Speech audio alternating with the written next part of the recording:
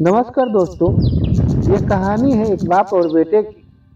आनंद एक कॉलेज में छात्र था। उसने एक लीडर के शोरूम में एक सुंदर स्पोर्ट कार देखी थी और वो लंबे समय से अपने लिए एक ऐसी ही कार चाहता था। आनंद जानता था कि उसके माता पिता इसे खरीदने के लिए सक्षम हैं, इसलिए उसने उसने उन्हें बताया कि उसके उसे ये कार अपने ग्रेजुएशन कंप्लीट होने पर गिफ्ट के रूप में दें। देखते ही देखते वो दिन भी आ गया और पिता ने जेम्स को अपने निजी कार्यालय बुलाया। उन्होंने उसने कहा कि मुझे तुम्हारे जैसे अच्छे बेटे पर बहुत गर्व है।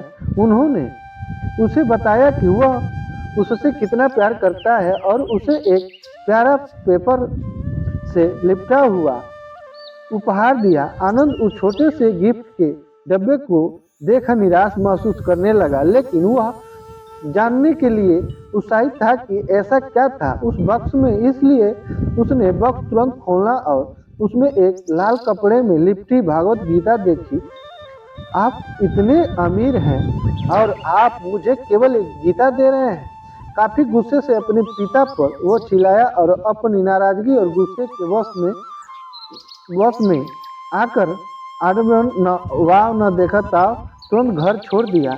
काफी साल बीत गए। आनंद अब एक सफल व्यापारी बन गया था। वह अपने जीवन में सुख था, खुश था। उसकी शादी हो चुकी थी और उसके 2 बच्चे थे। उनका परिवार एक सुंदर घर में रहता था, लेकिन उसके पिता के साथ टूटे रिश्ते के कारण उनकी आत्मा अभी भी आहत थी। आनंद अपने पिता का घर छोड़ने के बाद कभी उसने नहीं मिलना था। आनंद को उस दिन के बाद अपने पिता को मिलने का पछतावा हमेशा रहने वाला था, क्योंकि एक दिन उस एक पत्र मिला था जिसमें उसके पिता के निधन की खबर थी और साथ ही में ये बताया गया था कि उन्होंने अपने जीवन भर की पूंजी व्यवसाय नियम के अनुसार अब आनंद के नाम कर गए थे। अपने पिता की सारी संपत्ति विरासत में मिली। तब आनंद अपने पिता के घर पहुंचा और महत्वपूर्ण कागज की तलाश करने लगा और गलती से उसे वही भागवत गीता का उपहार लिपटा हुआ मिला, जिसे देख उससे फिर उसी उदासी का एहसास हुआ। उस गीता को उसने अच्छे से देखा तो उस पर अपने पिता के हैंडराइटिंग में कुछ लिखा पाया।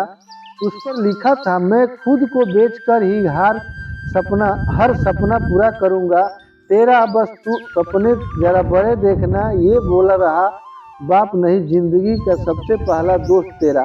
ये कविता पढ़ी थी कि अचानक उस किताब से एक चाबी गिरी, जिसके ऊपर लगे टैग पर उसके ग्रेजुएशन होने की तारीख के साथ कंग्रेचुलेशन और आई लव यू लिखा हुआ था। आनंद के सर के ऊपर से उसके पिता का साया तो पहले ही उठ चुका था और आज उसकी जिंदगी का सबसे बड़ी गलती के बारे में जानकर उसके पैर के नीचे से जमीन खिसक गई। इस दिन आनंद की आंख और रूह दोनों पछतावे के आंसू रोने लगी। तो ये कहानी आपको कैसी लगी कमेंट करके जरूर बताइए और हमारे चैनल को सब्सक्राइब कीजिए, लाइक कीजिए।